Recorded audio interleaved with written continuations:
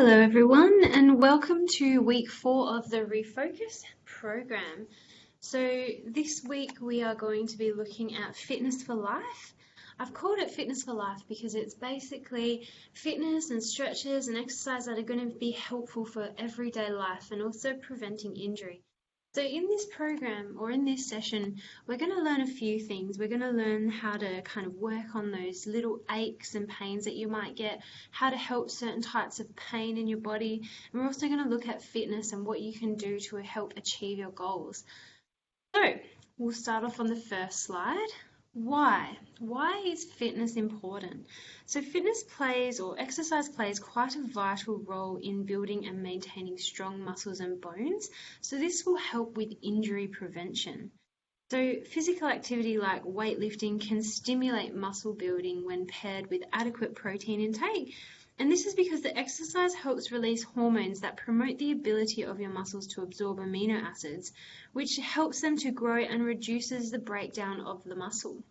So think about it this way: the more muscle you have around your joints, the more stable and protected they will be, thus making it helpful to reduce the risk of injury. So as we know, as you age, people tend to lose muscle mass and function. This can lead to many injuries and disabilities. So by practicing regular physical activity, it is essential to reducing muscle loss and maintaining strength as you age. And interestingly, high impact exercise such as gymnastics or running, or the odd impact sports such as soccer and basketball, have also been shown to promote a higher bone density than non-impact sports like swimming and cycling. Bone density is especially important as we age as well, because as we know, osteoporosis can become a thing later in life if you're prone to it, and that means that your bone density isn't as strong, and we need those muscles to help support our joints. So exercise or fitness also helps prevent disease. So we know a lack of regular physical activity is a primary cause of chronic disease. Regular exercise has been shown to improve insulin sensitivity, cardiovascular fitness, and body composition, yet it has the ability to decrease blood pressure and bad cholesterol levels. So we talked about bad cholesterol last week. This is another way that you can help reduce those bad fats.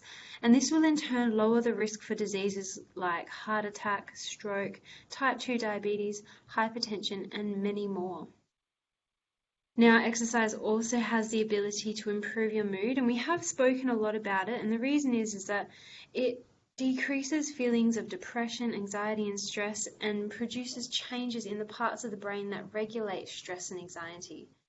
It can also increase your brain's sensitivity for hormones like serotonin and norepinephrine, which relieve feelings of depression.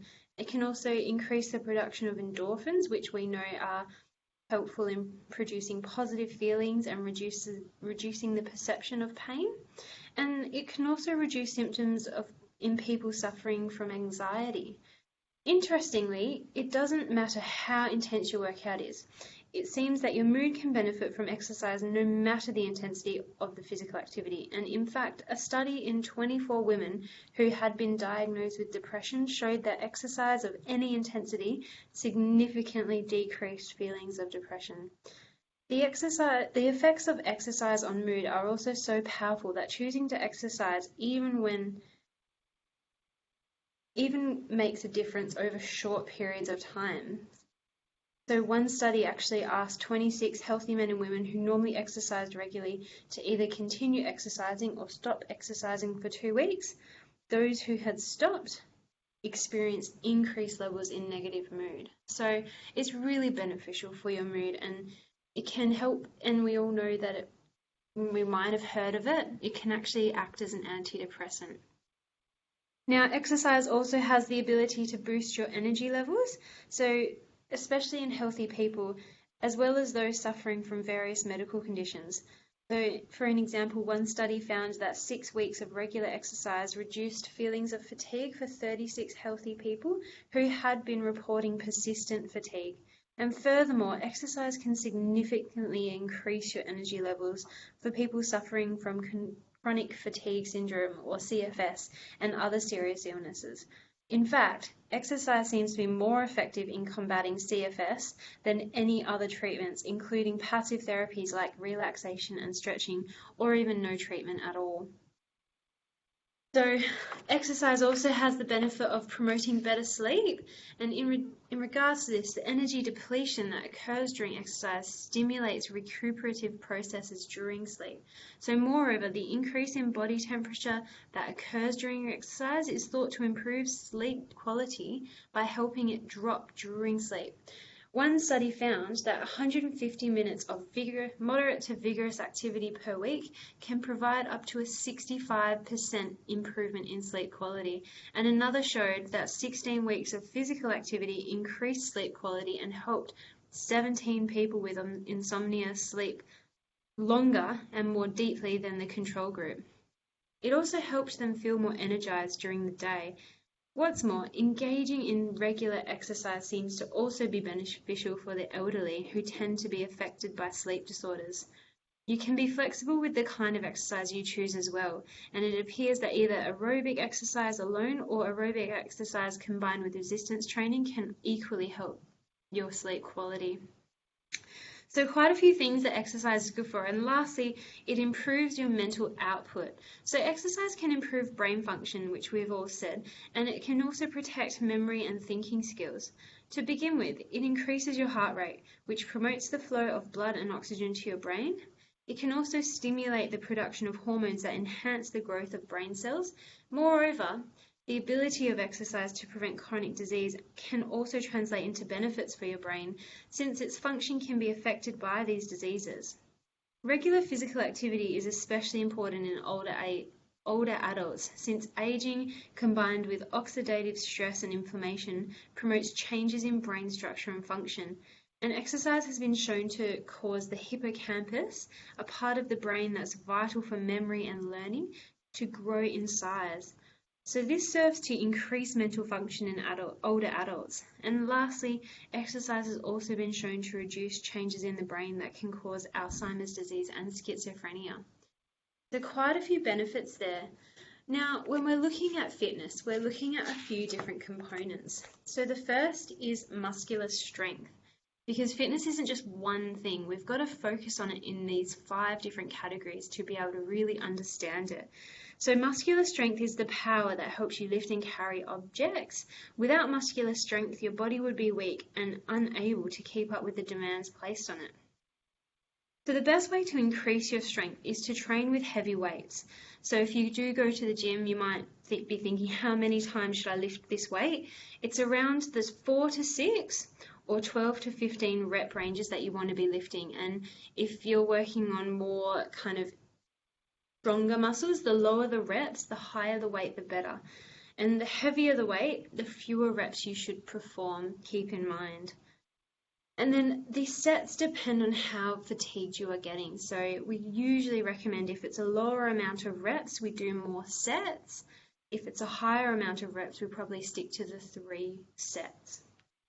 Then there's muscular endurance. So endurance is the ability of your muscles to perform contractions for the extended periods of time.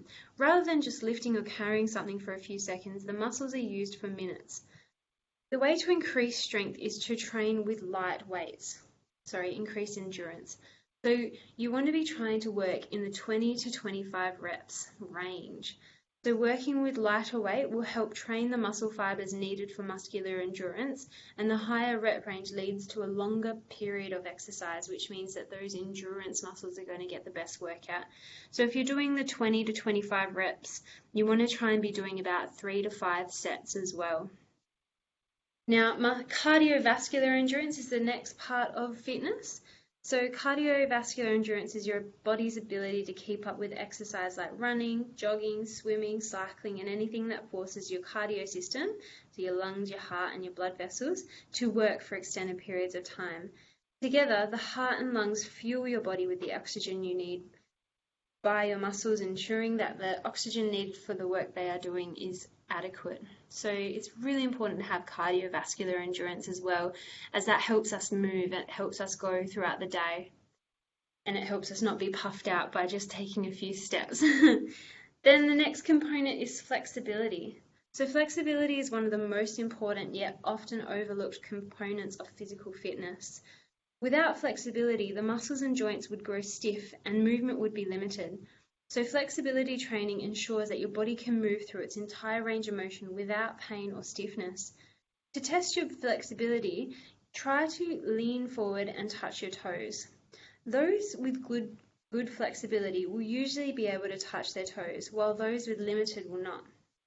The sit and reach test, which is where you're sitting on the ground with your legs out straight and feet up against a wall, and reaching towards your toes, is another good way to assess your flexibility.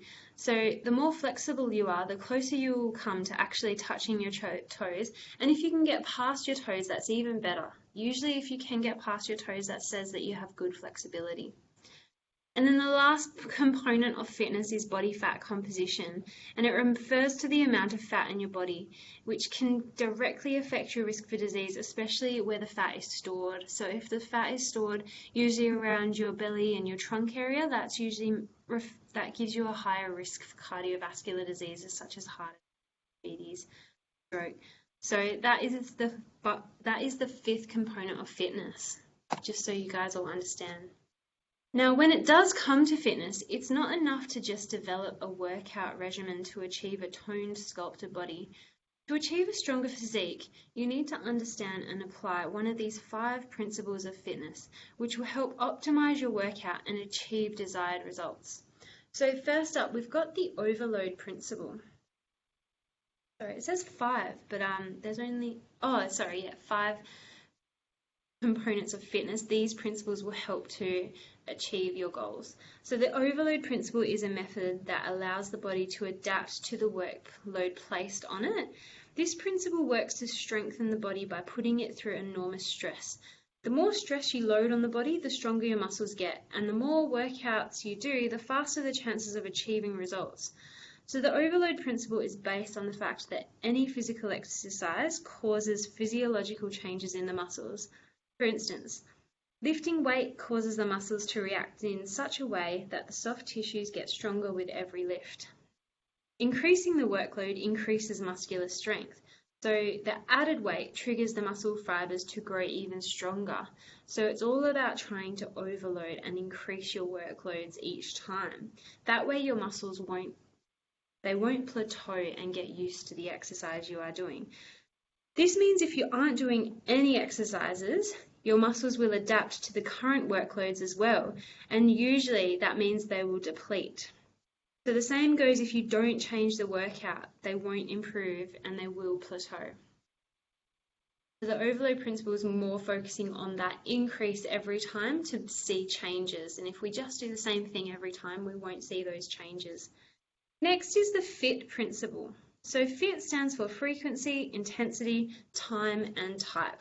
So this principle involves increasing or overloading certain areas of fitness to improve physical fitness.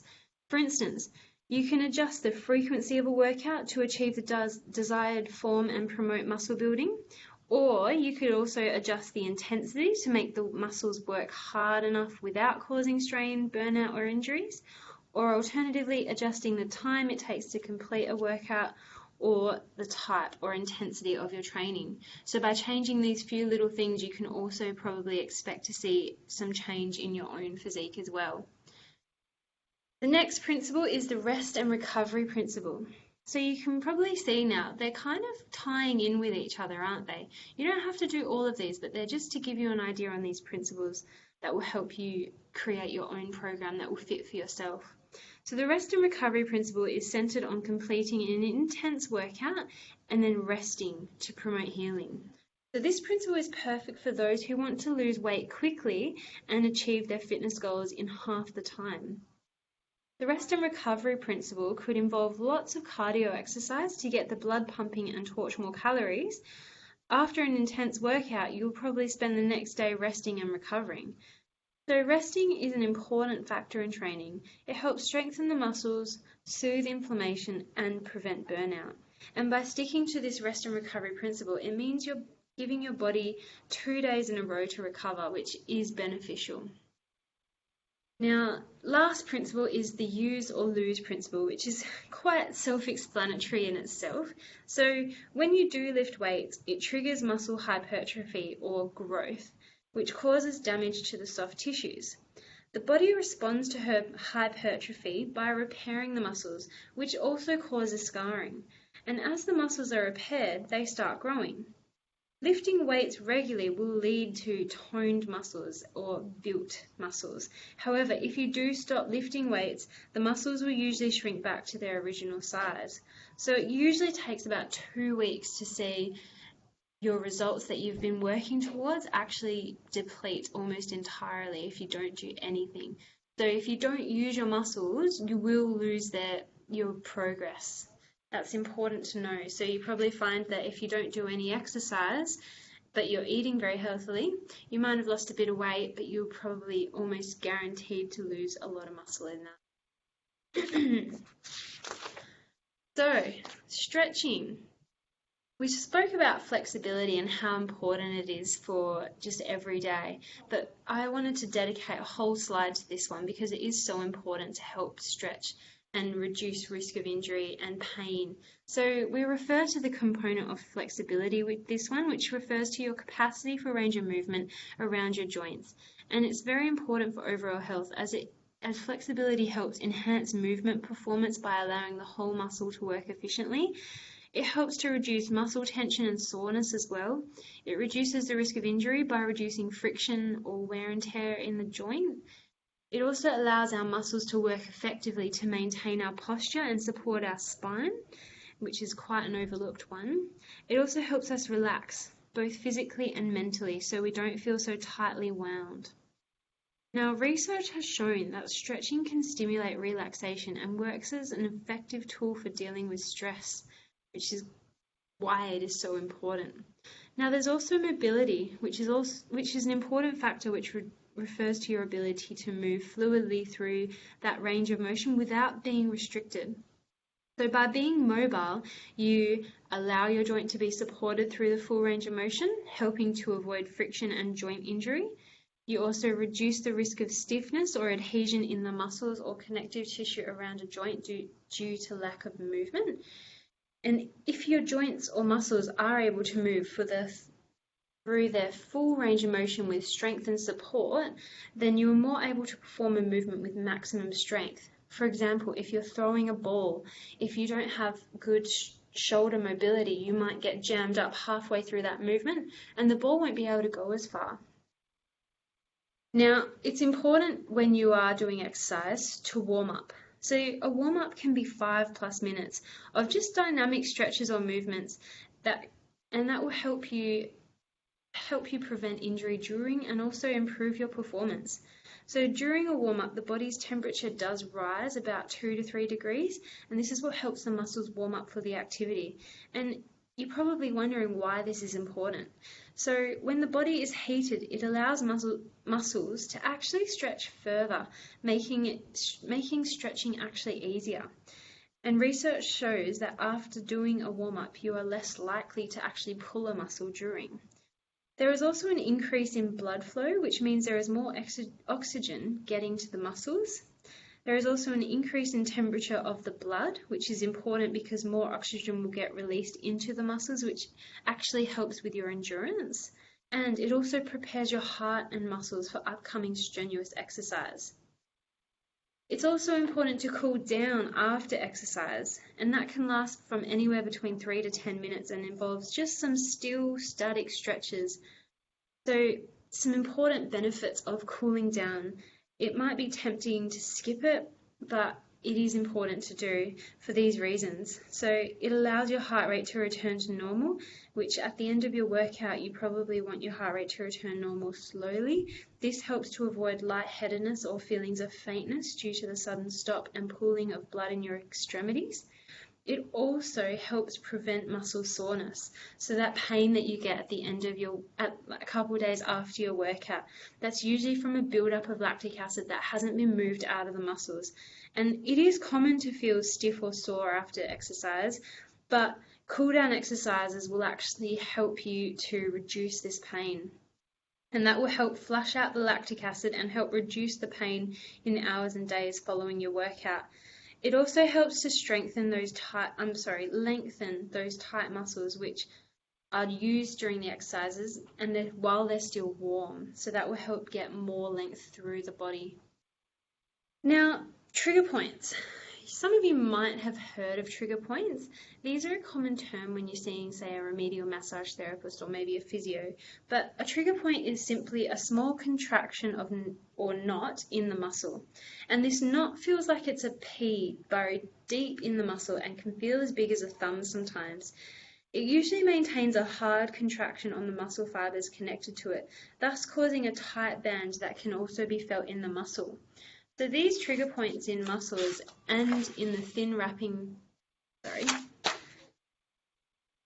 these can be found in the muscles and also the thin wrapping around each muscle, or called the fascia, and are called myofascial trigger points. And to distinguish between them, it can occur in soft tissue such as skin, ligaments and tendons, and in scar tissue, as well as the big muscle bellies. So a common example of a trigger point is usually felt when you're foam rolling your ITB. This is on the side of your hip, and it might cause pain to radiate up the hip or all the way down the leg. So if anyone has ever foam rolled the side of their body and you get that intense pain, or, it might just be in your neck and you give it a bit of a squeeze and you feel that pain radiate down your arm, that usually is a bit of a trigger point in itself. But it's important to know it's not the same thing as a muscle spasm. So a spasm involves a violent contraction of the whole muscle, whereas a trigger point is only a small part of the muscle. Now, a strain or a tear often involves physical damage to the muscle or tendon fibers, and such damage hasn't been studied or demonstrated in the study of trigger points, so it's not the same thing. However, they may predispose you to developing trigger points later on. So by pressing firmly on muscle trigger points, it hurts right where you're pressing, making you jump, wince away and pull away. But more importantly, trigger points also send this referred pain to some other site, which is often quite far away and a bit confusing. So for example, a headache might not actually be caused by a problem in the head itself, but it might have been sent to the head from a trigger point on the side of the neck. So never assume the problem is at the place that it hurts. A trigger point may also develop following an acute muscular strain, such as during a car accident, maybe a fall or a sprain or fracture, or excessive or unusual exercise, or following chronic overload of the muscles used to maintain posture because of poor sitting, working or sleeping habits, or work tasks. So they can develop from quite a few things that might just be sitting there doing nothing. So trigger points can be treated in a number of different ways, and depending on the specialty or training of the practitioner. So doctors may use a local anesthetic, saline or cortisone injections, but acupuncture needling, use of cold sprays while stretching the muscle, or trigger point massage also can work.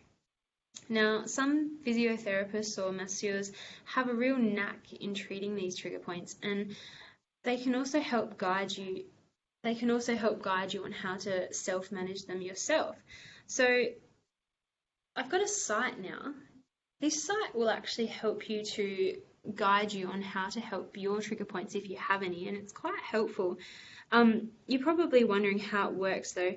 So by massaging trigger points, you can actually break into the self-sustaining vicious kind of tension build-up that is in your body, and you can help increase the circulation in there, which will help to reduce that tension. So that area would probably be restricted for quite a long period of time, and by enabling oxygen and blood and nutrients to flow into that spot, it can directly stretch that area and help to relieve that tension. So I've gone to this site now. I've already got it up. This site I will send you in a link, and I found it a couple of years ago now, and I think it's really handy to try and help for yourself. So if you click on an area that you might feel pain, so let's just go to the head, for example, because head is a good one, usually where you feel pain with headaches. And if you feel pain, maybe let's go back of the head, or say back of the neck. Let's start there. The back of the neck can be quite a common one to feel pain, and it gives you some areas that might have trigger points in them where you can actually self-manage them yourself. So say for us, we think it's the trapezius that is causing your neck pain. So there's a few different areas there. The red, where you can see that kind of red shading, that's usually where you feel the pain. And the X marks the spot is where the actual trigger point is. So if it's within reaching distance and you can get to it with your fingers and your thumb, that could be a good idea to try and massage out. So what you want to do is you don't want to just press hard on the spot. You want to try and place your fingers over the trigger point itself. If you can actually grip it with your finger and your thumb, that's even better. And you just want to slowly push hard and very slowly move your finger over that area. And that way it'll give it some movement through that trigger point and may even help to just release some of that tension. So it's not just about pressing in there hard, it's about trying to get that movement as well, but it has to be very small. So you can see there's a few here. Now if we go back, let's go into maybe some other headache. So sometimes we feel pain through the eyes and the eyebrows. I definitely know I do. That can sometimes be from these trigger points through the neck muscle, the sternocleidomastoid, or maybe some of the side of the head. So if you click on those, it'll actually take you to a bit of a write-up on how to help. So, no, sorry, it'll just give you some pictures. Oh yeah, here we go. So the pictures will show where the trigger points are. So a lot of the time with these front neck muscles, you can actually grab them with your finger and your thumb and just very lightly give them a squeeze and move that finger around this very slowly to get some movement. And you might find that it does reproduce the pain that you are feeling, but in the end, it is helping to reduce the tension there. So after a while, you'll probably find that, by massaging it, it actually helps reduce that pain. That site I'll send to you in an email when I send out the recording for this program. It's a really good one. I've used it myself and I think it's great for just trying to get on top of things yourself. Now there's other ways you can also get on top of it. So foam rolling, which I mentioned when I first mentioned trigger points. So foam rolling is essentially another self-massage technique to relieve tension and trigger points, and it can also aid in the recovery in order to return the muscles back to normal function. So when rolling or working on tight or sore muscles, you will experience pain or discomfort. It is important to know. So think of it like the pain you get while stretching. It should be uncomfortable, but not unbearable. And when you are done, it should actually feel better. So self-myofascial release does provide the user the ability to control the healing and recovery process by applying pressure in precise locations, because only you can feel what's exactly happening in your body and you're the best one to know where you need it. This deep compression helps to break up or relax tight muscles and adhesions formed between those muscle layers and your surroundings. So essentially, imagine you are tenderizing your own muscles so that blood flow can return to normal. Now, in all dynamic and static stretching, trigger point therapy, foam rolling, they all have a similar purpose to reduce muscle tension, promote blood flow, and remove waste products, which will all help to aid in injury prevention. So it's really important to get on these. If you don't do them, I can help you with giving you a few programs. We're going to go through a few in a minute of things you can do for your lower back and your neck. But otherwise, we'll go on to the next slide. So, strengthening. Strengthening has quite a few benefits, and it is known that certain types of exercise can actually benefit your heart, improve your balance, strengthen your bones, and also help you lose weight, all while making you look and feel better. So it's really good idea to get started if you haven't already. So studies actually show that strength training can provide all those benefits and more. And it's also known as resistance training or weight training, and it's designed to improve muscular fitness by exercising a specific muscle or muscle group against external resistance. So this can be in the form of free weights, machines, or your own body weight, and according to the definition of the American College of Sports Medicine, the basic principle is to apply a load and overload the muscle so it needs to adapt and get stronger. So strength training makes you stronger and fitter. Excuse me. The benefit is an obvious one, but it shouldn't be overlooked. So muscle strength is crucial in making it easier to do things you need on a day-to-day basis, especially as we get older and naturally start to lose muscle. So it's not about putting on all that muscle and getting all bulk and butch. It's more about being able to do the things that we always have done for a longer period of time. So think about putting on a doona cover or hanging out a load of washing and how your shoulders start to burn up potentially, or your joints just get a bit fatigued. And sometimes just even washing your hair can give that. So strengthening actually helps your muscles be able to do that than, say, if you weren't physically strong. So it helps us do our own essential daily living tasks. Strength training also protects bone health and muscle mass.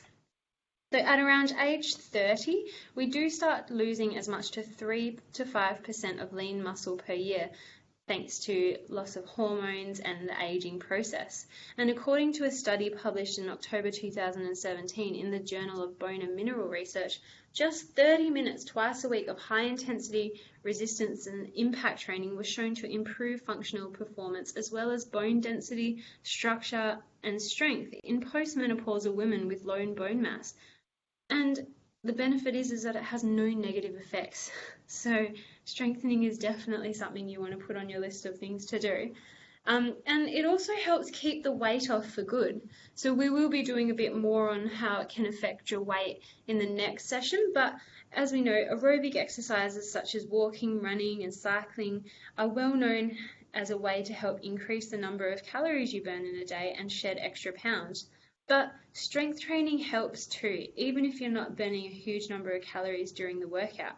So exercise science researchers suspect strength training is helpful for weight loss because it helps increase your resting metabolism, meaning the rate at which you burn calories at rest. So a study published in the journal Obesity in November 2017 found that compared with dieters who didn't exercise and those who did only aerobic exercises or cardio, dieters who did strength training exercises 4 times a week for 18 months lost the most fat compared with those who did the no exercise and just diet and the people that did the diet and the aerobic or cardio exercise.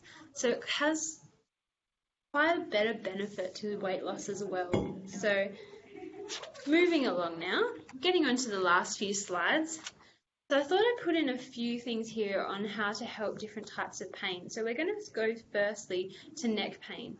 It's probably one of the most common injuries, especially amongst workers who sit at a desk all day or maybe drive, as we all do, and it can be chronic or acute.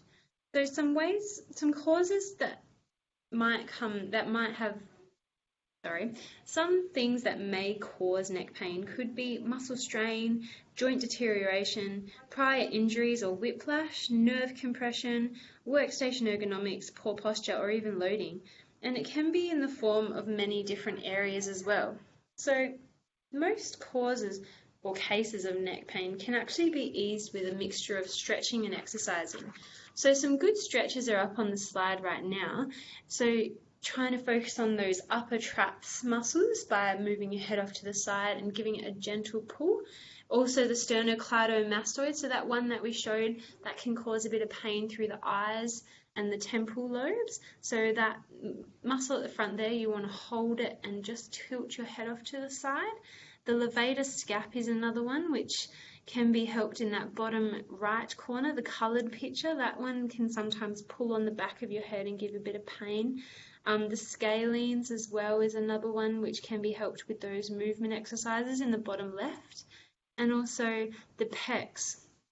So we might not know this, but your chest muscles actually can play quite a big role in neck pain, especially sitting at a desk or driving all day because we've got that hunched over posture.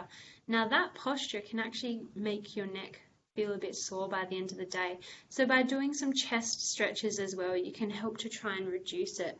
And then range of motion. So in the bottom left there, you can see a few movements through the neck. These aren't actual stretches, they're more movements. So by moving your neck and your head through their range of motion, side to side, rotation, saying yes, saying no, those kind of movements can help to just reduce tension by getting the blood and the oxygen moving through the joints, which will also help reduce those waste products that can bring on sore muscles. So by doing these, every few hours in the day, you can help to reduce the amount of pain you might feel in your neck. Then there are also some strengthening exercises you can do. So the first two exercises there, that first one with the cable, that one is to help with your rhomboids. Now the second picture there, you can see her shoulders are nice and back. That is good posture, so having your shoulders back. And by strengthening those rhomboids at the back of your back, you're actually helping to pull those shoulders back and pull your posture out of a hunch, which can also cause that neck tightness. Another one is the upper traps. So he's got quite heavy weights next to the girl there. It's only supposed to be a very light weight that you want to use, but by increasing the endurance through your neck muscles, I know it seems counterintuitive, tightening up those muscles, but by increasing the endurance, you're giving them more strength to be able to not have to pull through the neck, but more so through the actual shoulder joints themselves. So you want to try and do quite high reps if you're in a bit of pain, lightweight, maybe 20 reps, and only, one arm at a time for those upper traps. The rhomboids you can do 2 arms at a time, but make sure they're quite lightweight. Then there are also the deep neck flexors, which are the muscles in front of your neck that help to stabilize and support the spine. So with a forward head posture, the deep neck flexors are generally long and weak, while the muscles at the back of the neck are tight and short. So by strengthening these deep neck flexors, you'll also help to lengthen those tight back muscles that you might find pull on the back of your head, giving you that headache feeling. So to strengthen these deep neck flexors, you probably want to start by lying down. So standing or lying with your head against the wall or the floor and your knees just slightly bent or straight if you're lying down and your lower back relaxed. Slightly nod your chin in and lengthen the back of your neck by sliding the back of your head slightly up the floor towards your head, or towards the front of your head. So this is almost kind of like making a double chin with your chin and your neck. You want to try and hold it for a count of about 10 to 20 seconds and repeat till you're fatigued. You should be getting about 5 repetitions, maybe 10, and 2 sets, and that will usually be enough. And this is an endurance exercise, and it shouldn't be hard. It should be quite moderate in nature. If you try and do this every day, you will also probably find that you're helping your posture as well. Now, these are just a few of the exercises you can do to help with neck pain, but obviously I don't know everyone who's on this, and it's always best to consult a physio or a doctor if you do have pain, because there are so many more that can help. I just know personally that these are some of the good ones that you can try and do, and a lot of them will be quite relevant to most neck pains. Now, the trigger points in the X areas are also some that can lead to neck pain and tightness, which can be felt in those red areas. So this is just a bit of a snapshot of that website that we saw. So by getting a massage ball into the X areas or squeezing these X areas with your fingers and your thumb, you can also alleviate pain in the red areas. So having a look at the diagrams there, if you just have a feel around, you might be able to feel around for maybe those tight spots. And if you feel a radiation through those red centers, then it probably means you've got the spot, and that's what you want to work on. Then we go to lower backs. Lower backs are probably one of the most common ones that we come across in Silver Chain. It's quite a topic of discussion and something that I get a lot of requests for. So lower back pain can be caused by a number of issues. So this slide isn't specific to any one condition, but it can be from tightness in the muscles or strain similar to the neck, or loading or twisting or moving that can push it out. So by doing stretches for the back every day, you can help prevent tension build up again. So the stretches on the slide here can be some that can help. Now, you're probably thinking, why stretch the hamstrings and the glutes there? So this is because when they are tight, the glutes and the hamstrings can actually pull on the pelvis, which is connected to your spine, and refer pain to the back as well. So it's important to try and stretch through glutes and hammies, the lower back as well as the upper back as well. And these stretches will be good to help. And also range of motion exercises can also help, similar to the neck, as it gets the blood moving through the joint. So that can be just standing, going side to side, flexing forward, stretching back, just getting some movement through the spine. Yoga is another really good one that can help for lower back pain, just getting some mobility through the spine. And then the trigger points. So the trigger points in the X areas can also help to lead, well not help, sorry, can also lead to pain and tightness in the areas that are red as well. So by getting a massage ball into those areas, again, you can help to relieve those pains. So as you can see, if you're getting pain in the bottom of the glute, there might be a trigger point up higher in the back, and by getting a ball in there, and if you feel it shoot down to that area, then you've probably got it and you want to stick around that area, just moving very slightly. So yeah, if you do have a specific type of back pain though, keep in mind it is important to try and seek physio guidance, because these aren't always going to be relevant to just your condition. So there's other ways that you can help your back, and the main one is strengthening your core. So the core is the muscles that are attached to your spine, and they also help to hold your body upright, and they're usually located around the trunk area. So we've got your abs, your lower back, sometimes your glutes can be involved in that as well, your obliques and lower back muscles. Now these muscles help protect and assist your spine when you twist, when you lift, if you're weight bearing, reaching, pulling or pushing. And there are signs if you do have a weak core. So if you've got poor posture, or you have a lack of fluid movement through your back, or lower back pain, that can all be signs that you have a weak core and you might need to work on it. So by strengthening your core, you are ensuring that when doing certain movements, the pressure isn't being directed to your back. Our core muscles are a lot bigger and stronger than our back muscles, and they are designed to assist us unless they're weak. So the key to your back is your front. So a balanced stretching and exercise program can help alleviate back pain or prevent injury from occurring in the first place, but it's also important to engage your core through the tasks that you do. So when you are doing something that might be a bit more strenuous, try and hold tight through those core muscles, and that means that they will protect your back when you're doing something that might be a bit heavy, say when you're twisting, lifting, just doing the dishes. Even if you're bent over just a slight amount, have your core muscles engaged so that they're doing the work and not your back. Now, posture. Posture is quite an important one when it comes to risk of injury. So there's a few different types of posture that you might see. One is lordosis or lumbar lordosis.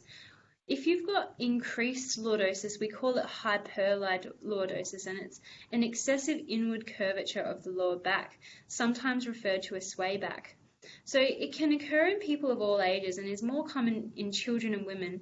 Usually it may occur in women during or after pregnancy, or in people who sit for extended periods of time. Now, it can cause symptoms like lower back pain, nerve, or associated more serious conditions like spondylolisthesis.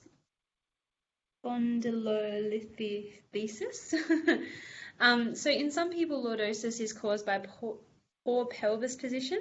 So when the pelvis tilts too far forward, it affects the curvature of the lower back, causing the person to look like they are kind of sticking their bottom out in a way.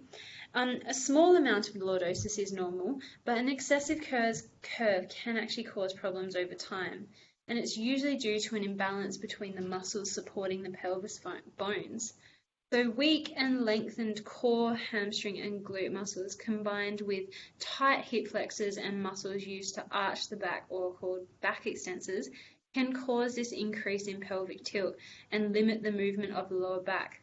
With one case study actually finding that strengthening the glutes, hamstrings and abdominal muscles can all assist in pulling that pelvis back into a better alignment, which improves it. So By strengthening up the glutes, hamstrings, and abdominal muscles, you can help to produce a better curve in your spine, which can also help decrease the pain, increase the function, and improve ability to do everyday activities with ease. So, as you can see on the slide there, strengthen core, hammies, and glutes. Now, I can provide exercises that are good for them. Just let me know. Hypokyphosis. So kyphosis is a natural or postural syndrome of the upper back and neck, and typically the upper back appears curved with rounded shoulders, and the shoulder blades are protracted, positioned further away from the spine, and the chin pokes forward rather than being tucked in. So this is that second picture there. Now it's a bit of both forward head and thoracic kyphosis, as you can see. Now, it occurs in all sections of the population. In the sports world, cyclists and baseball catchers are usually at risk as they have to hold postures for long periods, as well as amateur bodybuilders who does more pectoral and chest exercises, which pulls their shoulders forward, and they also tend to neglect the upper back muscles, which help pull it back.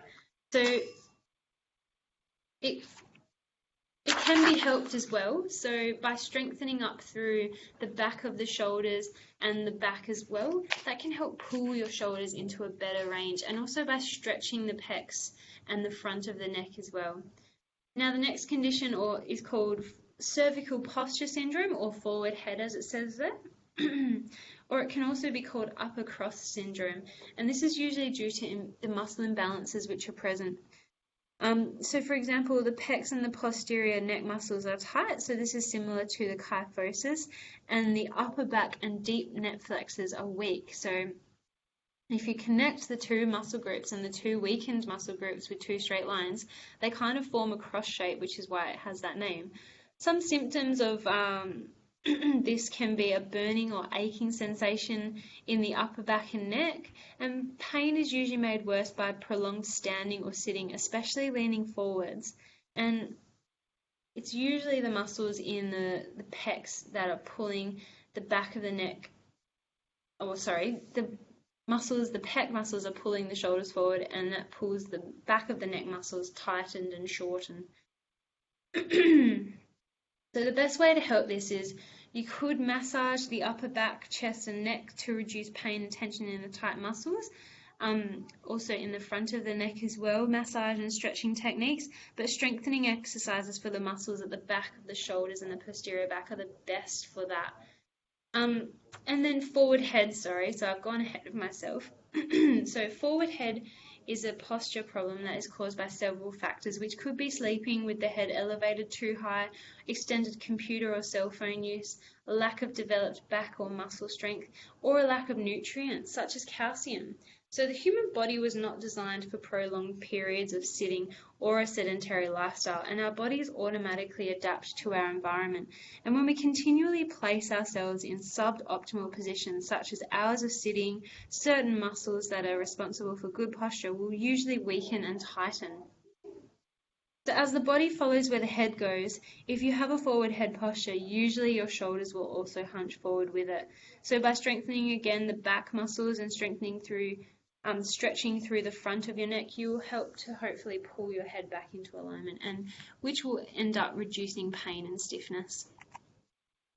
Now, if you're with me in person, we're going to go over to the yoga class now. If you're on the recording, there's a core workout here you can do, which I thought might be helpful. We did use it last week. Otherwise, I provided a link to a yoga video in my email that will be really good to help with lower back pain. So that will give you some more stretches and techniques that you can do to help there. Now, next week, we're going to be doing a workshop on weight management. So this will be more dedicated at weight loss as well as weight gain, so muscle gain.